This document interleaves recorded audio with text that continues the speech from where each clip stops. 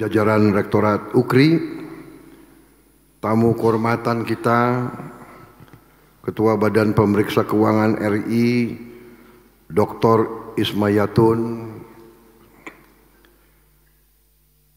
para menteri, para wakil menteri, kepala badan, serta anggota Merah Putih yang hadir, Gubernur Jawa Barat yang saya hormati, beserta seluruh jajaran,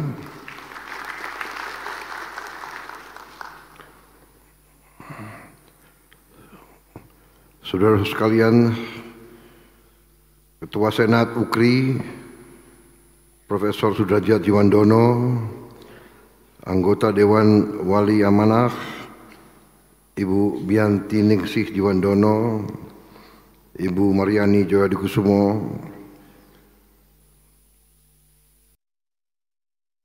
para dosen, tenaga pengajar, Sivitas Akademika UKRI, serta seluruh mahasiswa Universitas Kebangsaan RI yang hadir, juga tokoh-tokoh bangsa yang berkenan hadir hari ini, yang berada di Badan Pengurus Yayasan Pendidikan Kebangsaan dan Universitas Kebangsaan Republik Indonesia. Hadir juga sebagai Guru Besar Jenderal Polisi Purnawirawan Muhammad Tito Karnavian. Terima kasih kehormatan. Saudara Fadlizon yang juga kebetulan Menteri Kebudayaan, Saudara Dadan Hindayana, Kepala Badan Gizi Nasional, Wakil Menteri Pendidikan Tinggi, Sains dan Teknologi, Profesor Dr. Stella Christy yang saya hormati, Wakil Menteri Urusan Haji, Saudara Daghnil Anhar Simanjuntak, Wakil Menteri UMKM, Saudara Helvi Yuni Moraza, Wakil Menteri Pertanian, Saudara Sudaryono, Menteri Sekretaris Negara, Saudara Prasetyo Hadi, yang juga Wakil Ketua BPH YPKRI, Direktur Eksekutif Institut Kajian Strategis UKRI, yang juga Menteri Luar Negeri, Saudara Sugiono. Terutama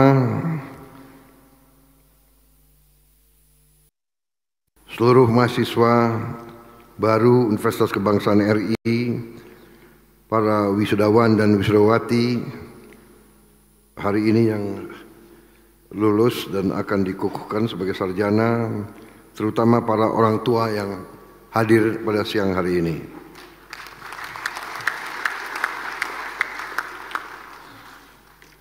Pertama-tama tentunya sebagai insan yang bertakwa, marilah kita tidak henti-hentinya memanjatkan puji syukur kehadirat Tuhan Maha Besar, Maha Kuasa. Bagi umat Islam, Allah Subhanahu wa Ta'ala, kita bersyukur atas segala karunia, kesehatan, kedamaian yang masih diberikan kepada kita, sehingga hari ini kita dapat hadir pada acara Senat terbuka, pengukuhan mahasiswa baru dan wisuda sarjana, serta Dies Natalis 2025 Universitas Kebangsaan Republik Indonesia. Tentunya saya ucapkan terima kasih atas pelaksanaan acara ini yang tertib dan baik. Saya juga ingin menyampaikan penghargaan dan terima kasih saya sebesar-besarnya kepada Profesor Dr. Sufmi Dasko Ahmad,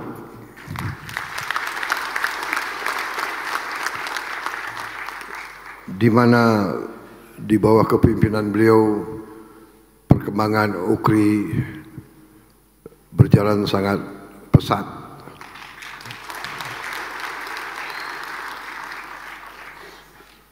Seluruh kegiatan manusia itu terdiri dari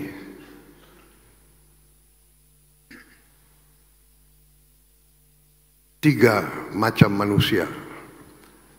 Yang pertama, para pemimpin. Yang kedua, para pengikut atau para peserta. Yang ketiga yang harus dihindari, mereka yang tidak mengerti apa peran mereka. Nah, ini yang ketiga ini yang saudara-saudara harus hindari. Saudara harus berani jadi pemimpin yang baik atau pengikut yang baik. Tapi jangan tidak mengerti peran saudara. Dan kadang-kadang peran itu berbeda pada saat yang beda. Ada saatnya menjadi pemimpin, ada saatnya pemimpin itu menjadi pengikut yang setia. Jadi setiap kegiatan manusia itu keberhasilan dan kegagalan ditentukan juga oleh pemimpin. Karena itu harus saya memberi penghargaan kepada kepemimpinan Profesor Sufmi Dasko Ahmad.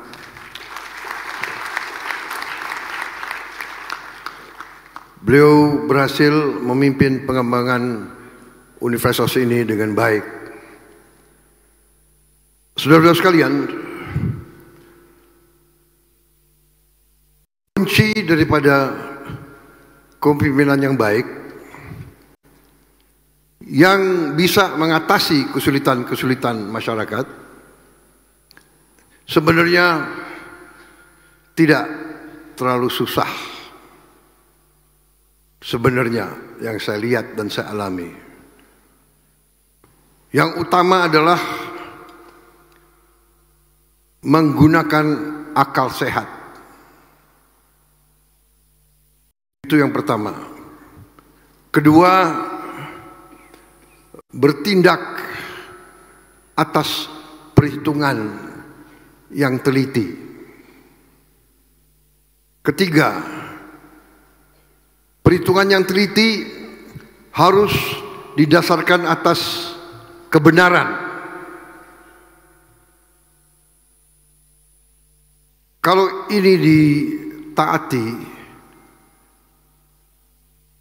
tinggal yang terakhir adalah kepribadian, akhlak.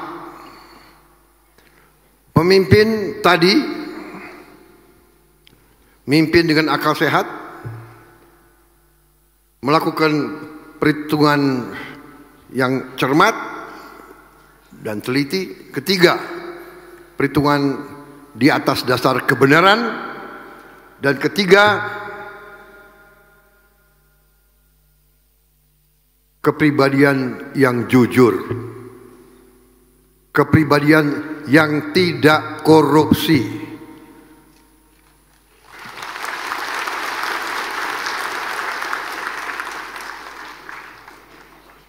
Dengan dasar itu berhasil. Ini saya yakini, dan ini saya kira seluruh bangsa melihat. Hari ini hampir 1 tahun saya memimpin pemerintah Republik Indonesia setelah saya menerima mandat dari rakyat Indonesia tanggal 20 Oktober 2024. Berarti kurang 2 hari ya. Besok tanggal berapa? 20 tanggal hari Senin ya? Hari Senin saya sudah 1 tahun memimpin.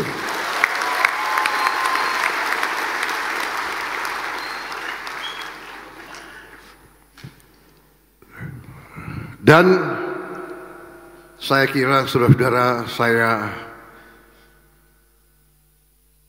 bisa katakan saya berani berdiri di hadapan seluruh rakyat Indonesia dengan percaya diri, karena kita telah buktikan kepada seluruh bangsa dan seluruh dunia bahwa kita dapat menghasilkan apa yang kita janjikan kepada rakyat.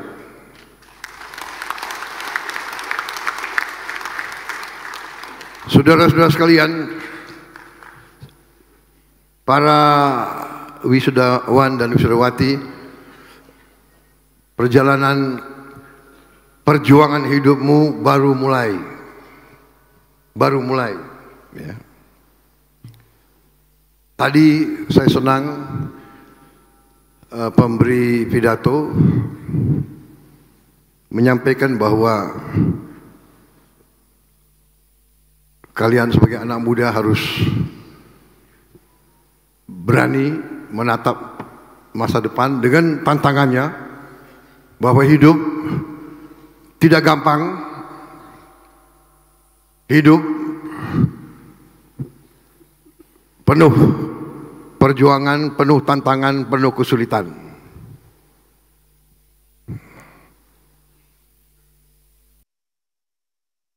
Tadi saya dengar ada kata-kata siap menghadapi kegagalan. Kalau mau belajar bagaimana menghadapi kegagalan, saya kira perlu belajar dari Prabowo Subianto.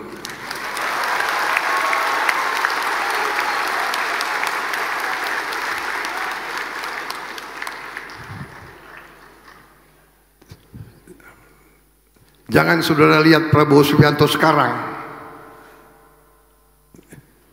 Tadi apa? Ulang tahun ya.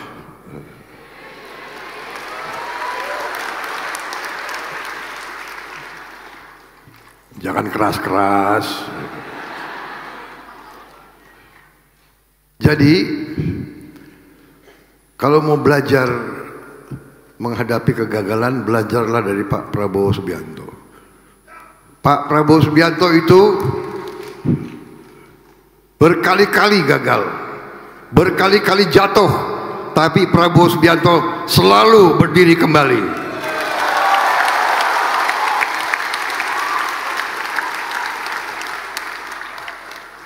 Jatuh, bangkit, jatuh, berdiri lagi. Itu baru pejuang. Jatuh,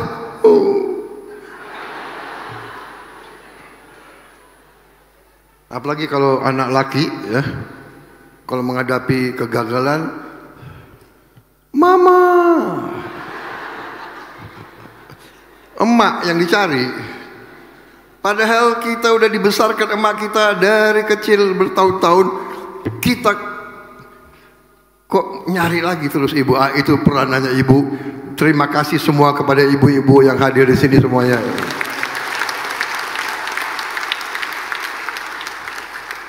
Bagaimana ajaran ustadz-ustadz kita? Surga berada di bawah telapak kaki ibu. Saya yakini itu. Karena ibu kita membesarkan kita tanpa harapan apa-apa. Bagaimana lagunya itu? Hanya memberi. Iya kan? Tak harap kembali. Itu salah satu lagu favorit aku itu. Bisa nyanyi nggak? Ya? Nyanyi dulu. Kasih ibu. Supaya nggak ngantuk yang di belakang itu.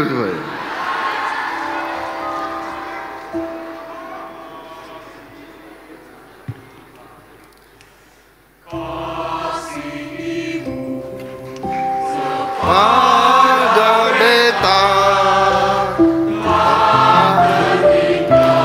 sepanjang masa hanya beri tak harap kembali.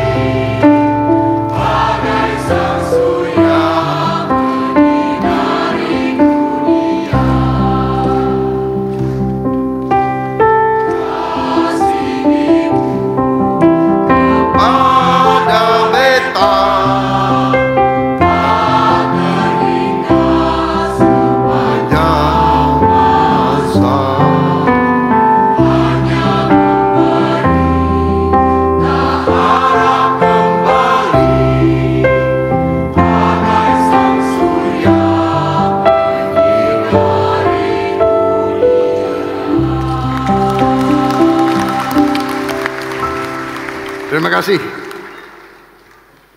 Di hari seperti ini, bersyukur kepada Ibu, juga kepada Bapak, ya. Kalau nggak ada Bapak, nggak ada kalian juga. Jadi inti yang ingin saya sampaikan, ya, yang saya jalankan, ya,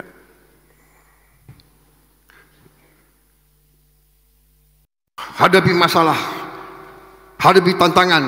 Kadang-kadang kalau kita berniat baik, kalau kita ingin berbuat yang benar, kalau kita ingin menegakkan kebenaran dan keadilan dan kejujuran, kita akan hadapi tantangan yang besar.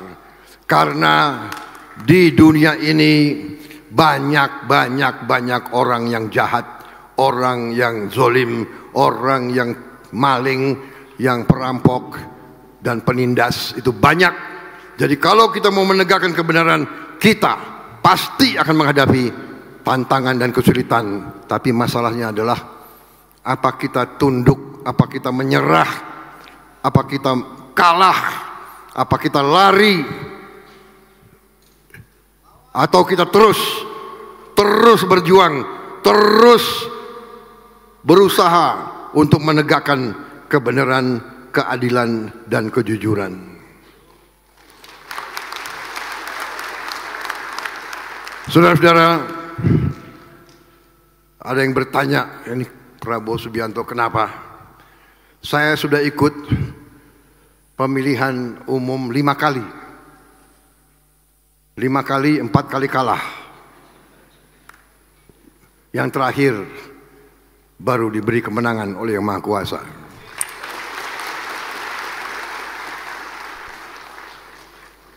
Tapi mungkin itulah kehendaknya. Dengan demikian, mungkin saya ditempa, saya dicoba, saya diberi kesabaran, dan diberi pengetahuan, ilmu, pengalaman. Sehingga sekarang kalau menghadapi penipuan-penipuan, kalau menghadapi upaya-upaya untuk merongrong dan terus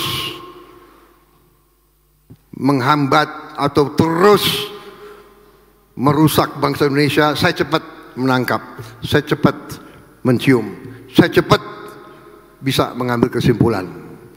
Saudara-saudara sekalian, ini saya kira pesan yang ingin saya sampaikan. Pilih. Anak-anak muda ini harus pilih. Pilih jalan yang mana yang kau pilih. Jalan kebenaran penuh kesulitan. Jalan menegakkan keadilan, jalan melawan angkara murka, melawan kezoliman, atau cari jalan yang enak, cari jalan yang bisa kaya sesingkat-singkatnya, kaya dengan cepat tapi dengan cara menipu, cara korupsi, cara mencuri, cara bohong. Saudara-saudara, jadi saudara-saudara,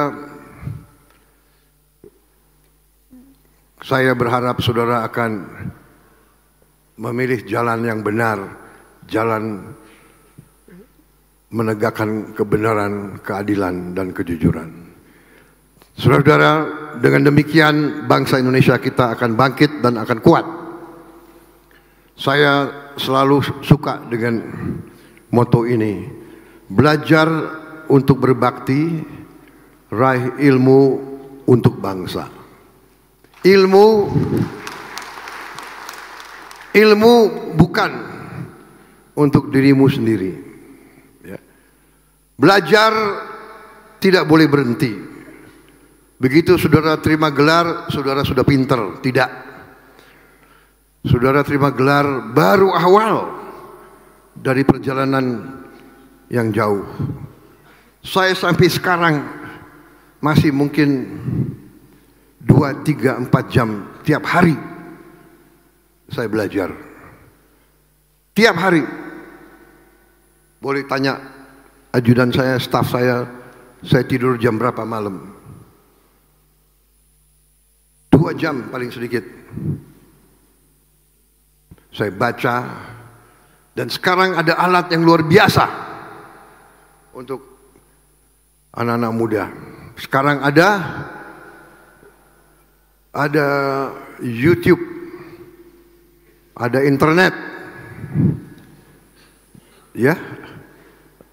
Zaman saya dulu enggak ada. Ada chat GPT. Enak sekali kalian ya. Tanya tanya Pak di Google. Dulu nggak ada, kita harus cari sendiri.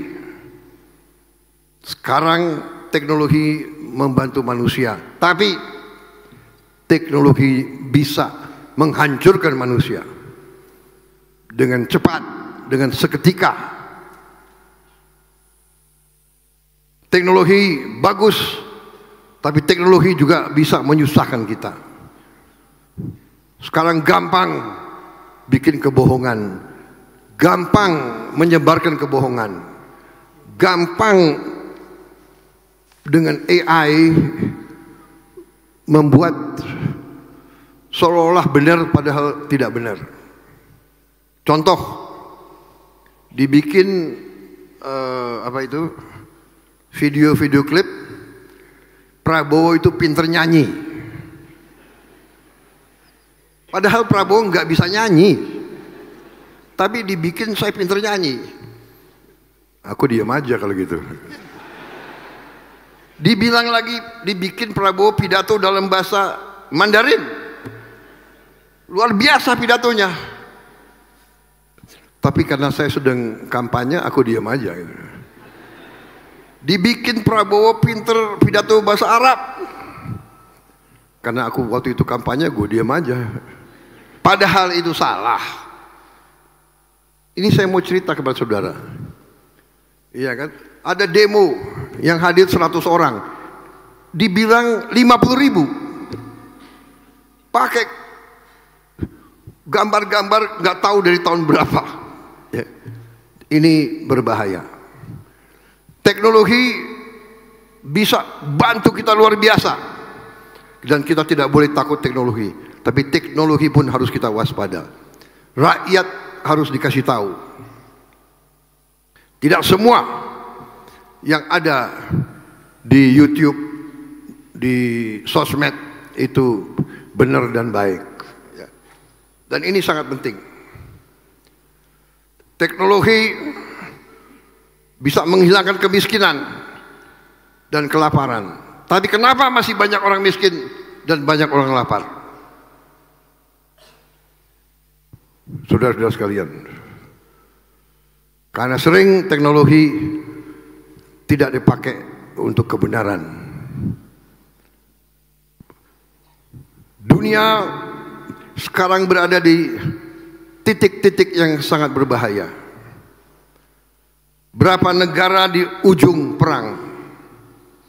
Bagaimana caranya kita harus mengurangi bahaya tersebut?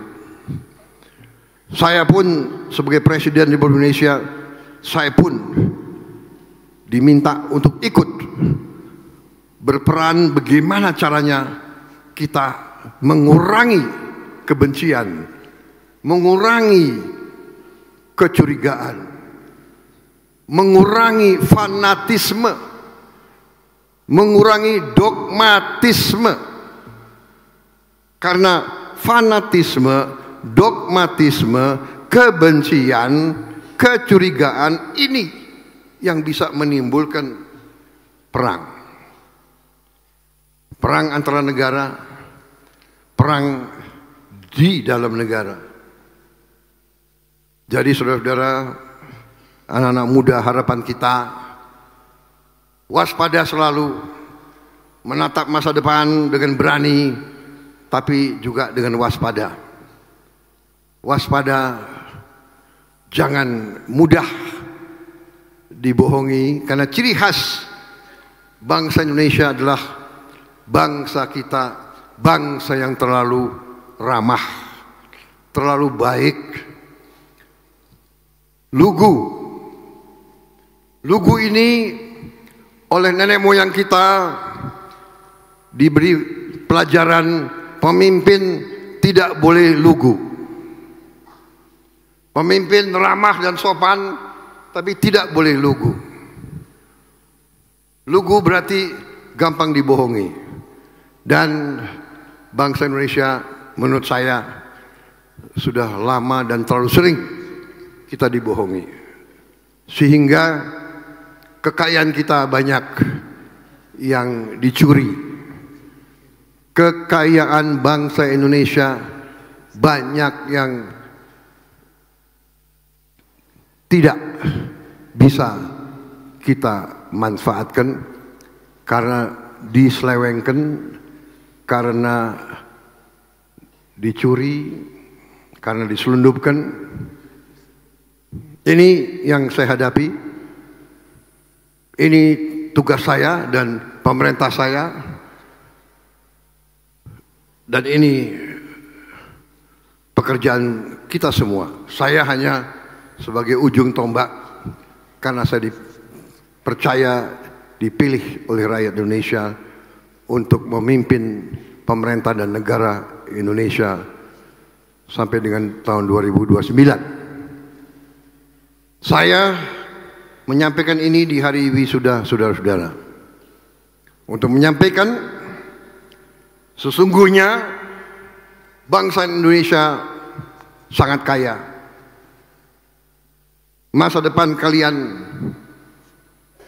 cukup cerah. Asal pemimpin-pemimpin yang sekarang ada dan pemimpin-pemimpin yang akan datang waspada,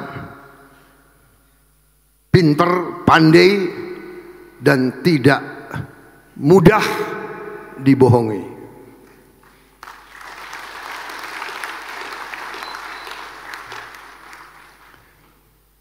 Ini pidato bagus sekali dibuat, ya. Banyak sekali, tapi saya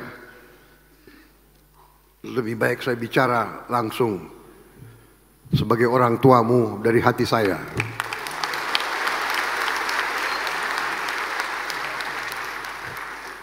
Yang wisudawan saya kira udah bosen, ya kan, dapat pelajaran angka, ya kan. Sekarang saudara mau cepat selesai acara ini, ya kan? Benar kan? Mau cepat ketemu orang tua, betul? Baik, kalau demikian saya akhiri sambutan saya. Wassalamualaikum warahmatullahi wabarakatuh. Hah? Katanya mau cepat selesai.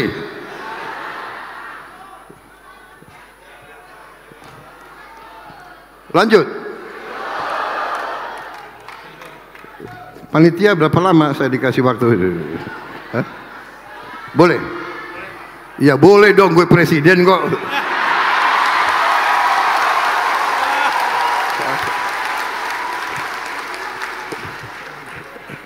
Saya hanya ngetes kalian itu. Gini-gini presiden loh.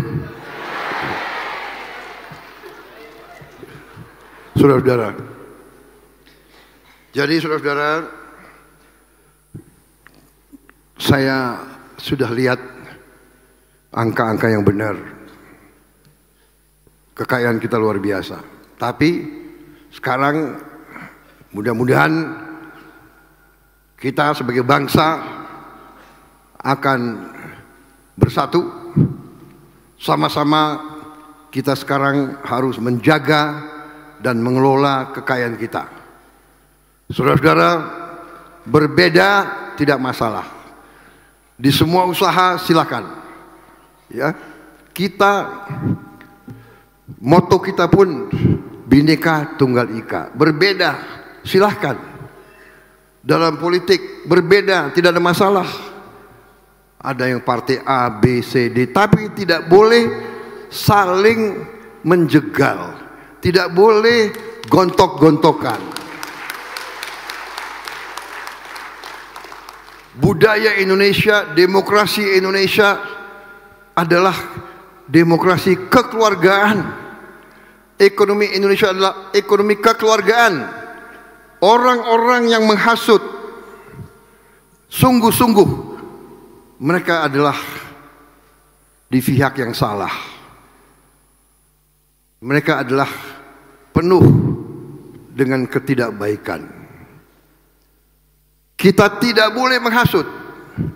Kita harus bekerja sama. Seperti tim sepak bola, tidak mungkin satu tim bisa masukin gol kalau tidak kerjasama. Tidak mungkin. Bangsa tidak mungkin makmur kalau pimpinannya gontok-gontokan. Kalau pimpinannya karena ambisi ingin berkuasa, menjelek-jelekan, menghasut, menimbulkan ketakutan, menurunkan optimisme. Saya lihat sering podcast ya.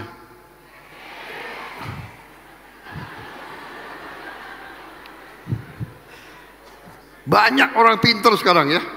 Pinter banget itu. Ada yang lebih tahu apa yang dipikirkan Prabowo dari Prabowo sendiri. Tapi yang paling sedih saya kalau mereka itu menjelekkan bangsa sendiri. Inilah, itulah, itu. Kita tahu semua masalah Indonesia. Kita tahu kita butuh lapangan kerja. Kita mengerti bagaimana kita mau punya lapangan kerja yang banyak kalau ekonomi tidak tumbuh dengan cepat. Bagaimana ekonomi mau tumbuh dengan cepat kalau kita ribut di antara pemimpin, saling jelek-jelekin, saling menimbulkan kebencian, mau bikin kerusuhan, bakar, katanya aktivis demokrasi, tapi membakar lembaga-lembaga demokrasi, membakar gedung DPR yang dibayar dengan uang rakyat, merusak terminal bus. Yang pakai bus itu orang yang nggak punya mobil, saudara-saudara. Jadi, tapi kita bersyukur rakyat mengerti, rakyat tidak akan terpengaruh. Saya yakin itu. Kita berada di jalan yang benar. Kita mendapat mandat dari rakyat. Dan saya bersama pemerintah saya dan semua koalisi saya, dengan semua ormas-ormas yang mendukung saya, kita tidak akan ragu-ragu melaksanakan tugas kita untuk rakyat dan bangsa Indonesia.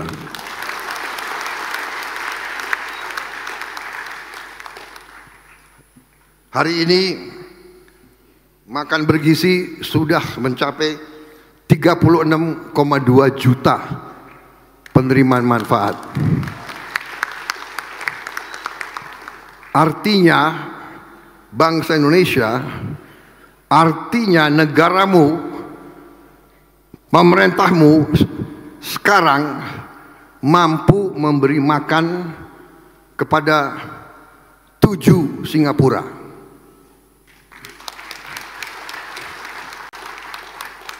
Tiap hari 36,2 juta. 12.200 12.205 dapur. Masing-masing dapur mempekerjakan 50 orang. Masing-masing dapur menimbulkan 15 supplier makanan di desa itu. Masing-masing supplier mempekerjakan 5 sampai 10 pekerja, petani dan sebagainya. Saudara-saudara, ini prestasi yang tidak sedikit, tidak kecil, dan ini kita dibicarakan di dunia internasional.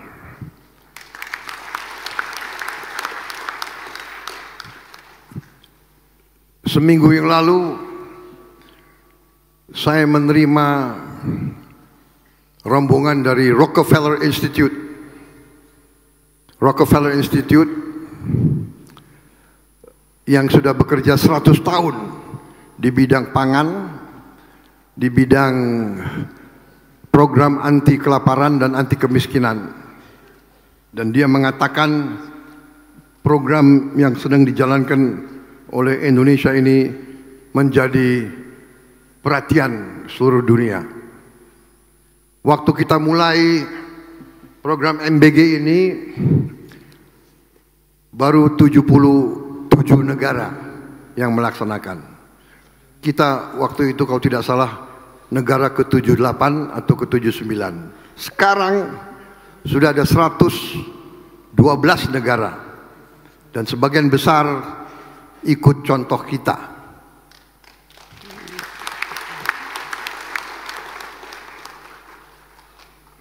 Kita berani melakukan, dan ada beberapa orang pinter, beberapa saja orang pinter atau orang yang menganggap dirinya pinter, ya kan, atau mengangkat dirinya orang paling pinter di Indonesia, yang selalu selalu mengejek program ini dan selalu mengangkat-angkat kesulitan atau kesalahan. Memang program ini tidak sempurna. Dalam pelaksanaan sampai sekarang ada beberapa ribu anak yang sakit perut, keracunan makan, tapi yang dibesarkan adalah keracunan. Seolah-olah program ini harus dihentikan.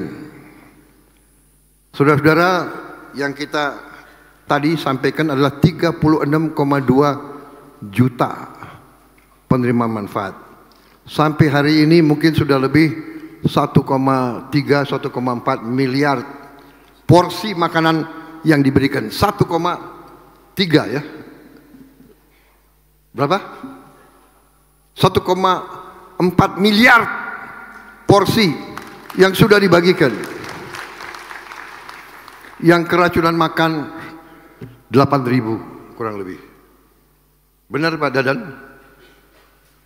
Jadi kalau diambil statistik adalah 0,0007 atau 0,0008. Artinya program ini 99,99% berhasil. Jadi di mana ada usaha manusia yang 99,99% berhasil, dibilang gagal. Tapi kita tidak mau ada satupun, tidak boleh ada satupun anak yang sakit, mungkin karena makanan kurang bagus, kurang bersih dan sebagainya. Tapi kalau 1,4 miliar dibagi 8.000, saya kira ini masih, kalau dalam ilmu pengetahuan, dalam sains, ini masih dalam koridor, katakanlah koridor of error, ya. Tapi kita mau zero error, kita mau zero defect, walaupun sangat sulit, tapi kita harus. Kita sudah perintahkan semua dapur harus punya alat-alat yang terbaik untuk membersihkan, dan ini kita akan sempurnakan terus. Dan juga kita minta semua guru untuk anak-anak sebelum makan cuci tangan yang benar. Kalau perlu harus diajarkan bagaimana makan pakai sendok untuk mencegah kalau virus, bakteri bisa dari mana saja. Ini saya highlight ini karena ini sangat penting. Kita ini dianggap penjuru, dianggap contoh. Selain Brazil, India, Indonesia dianggap yang paling berani. Dan kita sekarang dianggap salah satu yang paling cepat mencapai 36 juta penerimaan manfaat dalam waktu 1 tahun. Brazil membutuhkan 11 tahun untuk mencapai 40 juta. Kita lakukan dalam 1 tahun. Ini suatu prestasi yang saya anggap harus kita akui. Dan untuk itu saya terima kasih hadir di sini Kepala Badan Gizi Nasional Profesor Dadan Hindayana, profesor dari IPB. Jadi saudara-saudara, leadership, pemimpin. Dan saya mau kasih tahu, saya kira harus saya kasih tahu karena ini kebenaran. Beliau saya beri anggaran 100 triliun.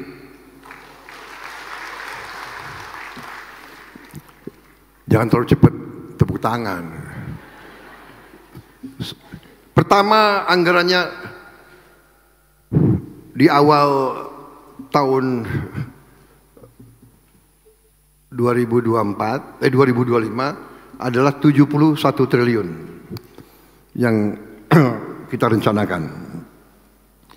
Dari penghematan, efisiensi yang saya dibantu oleh menteri-menteri dan tim saya, kita bisa efisienkan, kita coret yang nggak perlu, jalan-jalan ke luar negeri, macam-macam ini, ya kan, perayaan ini, perayaan itu. Saya kira tiap kementerian tidak perlulah bikin upacara perayaan ulang tahun kementerian, cukup sederhana saja. Kita bisa menghemat cukup banyak. Dari penghematan itu kita bisa menghemat sekitar 300 triliun. Dan 100 triliun saya tambahkan. Dari 71 triliun saya tambahkan 100 triliun. Tapi dalam perjalanan, karena memang tidak gampang membangun 30.000 dapur dalam 1 tahun, beliau mengatakan, Pak, sampai akhir tahun 2025 ini sesungguhnya kami tidak perlu seluruhnya, sehingga beliau kembalikan kepada pemerintah pusat, ya, kepada saya beliau kembalikan 70 triliun. 70 triliun beliau kembalikan. Ini saya kira dalam sejarah Republik Indonesia hampir nggak pernah terjadi. Pejabat mengembalikan uang.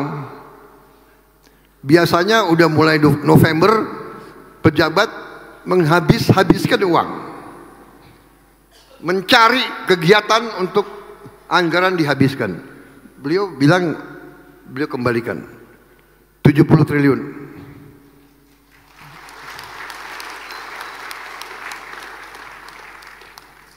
Sehingga 70 triliun ini kita bisa banyak kita gunakan untuk bantu orang yang susah, untuk bantu desa-desa, bantu nelayan, bantu semua yang membutuhkan. Jadi saya kira Pak Dadan ini perlu kita hormati sebagai seorang patriot. 70 triliun itu ya, itu 4 miliar dolar itu. Jarang terjadi menurut saya. Karena itu anak-anak muda, saya optimis. Kalau saya optimis, kalian harus lebih optimis lagi. Kalau ada pemimpin-pemimpin seperti Profesor Dadan ini yang tidak mau akal-akalan, beliau bisa aja, sudah ada anggarannya, beliau panggil nanti tim beliau, panggil anak buahnya, ayo bikin proyek. Tidak, beliau punya tanggung jawab kepada bangsa, negara dan rakyat Indonesia. Kembalikan, saya terima kasih, kaget saya. Makanya presiden sekarang ini agak gagah.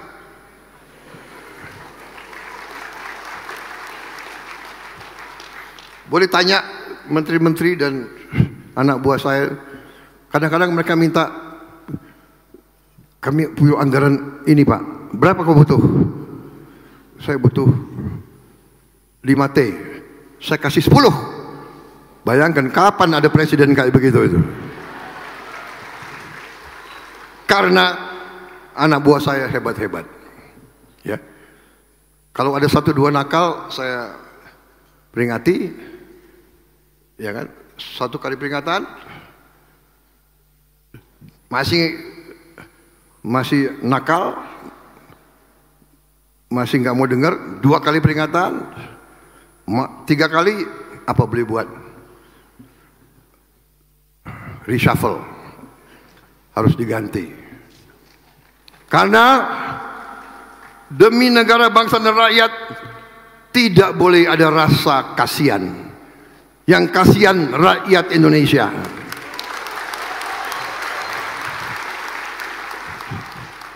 Saya nggak apa-apa dibenci, asal rakyat saya tidak benci saya. Kalau saya dibenci oleh maling-maling, koruptor, manipulator, penipu-penipu yang serakah, nggak apa-apa, nggak ada urusan. Saya dikasih peringatan, Pak, hati-hati loh Pak, mereka uangnya banyak, mereka bisa bayar demo, nggak ada urusan. Yang penting rakyat Indonesia mendukung saya tidak ragu-ragu. Saya tidak ragu-ragu, saya akan hadapi koruptor-koruptor dan maling-maling, saya hadapi bersama saudara-saudara. Saya yakin rakyat Indonesia di belakang saya percaya itu.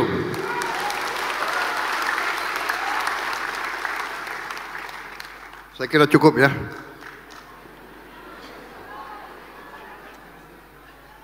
Masih 3, 4, 5, 6. Ada 13 paragraf lagi, tapi sudah. Saya kira intinya sudah kalian mengerti. Semangat, optimis, milik jalan yang benar, membela kebenaran, keadilan, kejujuran, jadi pemimpin yang tidak akan korup, setia kepada rakyat, setia kepada bangsa, tidak mau jadi antek bangsa lain. Terima kasih.